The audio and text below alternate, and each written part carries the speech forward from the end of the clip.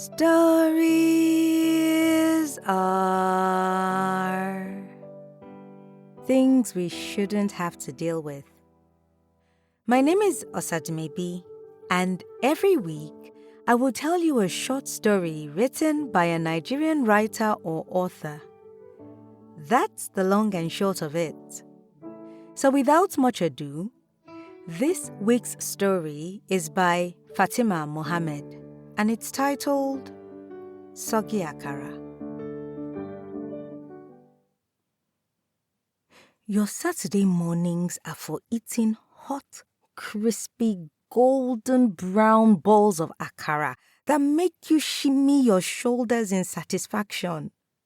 They are for licking milky, silky dollops of custard off your spoon. They are not for abandoning your freshly made akara to buy 2 sachets of banana-flavored custard from God's Best International Provision Store because your roommate finished yours.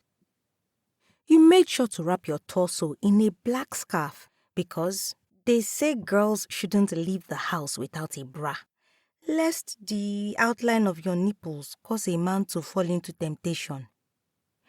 A man in a faded blue t-shirt stood at the entrance of the store, and you watched as his eyes roamed over your covered body. He murmured a good morning, and you replied with a small, almost imperceptible nod, which you hoped would dissuade him from talking to you. But it was useless, because he has come to stand beside you as you tell the scrawny shop attendant with acne sprinkled across his cheekbones what you want. The edge of the man's shorts grazes your pyjama trousers and you shuffle away. He chuckles. You dey fear? You ignore him. It's just your number I want. You don't look at him as you say, I'm in a hurry. You wonder why the scrawny boy is so slow. Thinking of your akara, you silently pray it does not turn tired and soggy. You despise soggy akara. The man brings out his phone. My phone is here. It will not take long. No, you say, adding a small smile to lessen the blow of the rejection because what if his head is touching? The scrawny boy comes over with your custard, wearing a sly smile. Auntie, you no go give am? Why now? Your left eye twitches in irritation. You try to collect the custard, but the boy holds it between his palms, making a pleading gesture with his hands. You frown. He sighs, collects the payment, and gives you the custard. You leave the shop annoyed, but remember your akara and quicken your pace. You are so focused on getting home to your meal that you don't notice the footsteps behind you. It startles you when you hear, So you'll not give me your number? You shake your head. Okay, at least your name now. You say nothing. He keeps following you. The irritation bubbles over. Oga, I said no now. Free me. He stops and raises both hands in surrender, an amused look on his face. You walk on, grateful to be free of him. After a while, you feel a sense of foreboding and goosebumps invade your arms. You glance over your shoulder and you see the man a short distance away.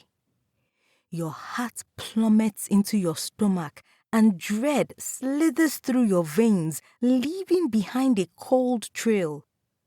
You realize you have been leading this man to the place you live.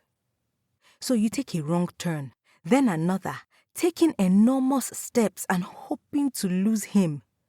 But his footsteps never fade. How can this be happening to you?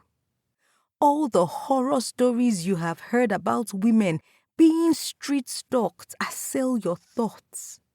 You curse your roommate for making you leave the house today. A motorcycle approaches and you hail it, not caring that you only brought out enough cash for the custard. You tell the bike man your address and say, "Muje muje, let's go." You turn to see the man standing, staring, growing smaller in the distance. At home, you notice the small black polythene bag you were gripping is empty. The custard must have fallen out at some point. You see your Akara sweating, a soggy mess. The tears fall, silently at first, then turn loud, snotty, and angry.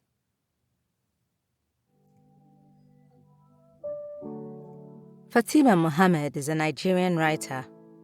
For more of her work, visit her Linktree at Fatima Mohammed and her Substack at Mohammed Fatima, and connect with her on LinkedIn at Fatima Mohammed. Details and links will be in the episode description.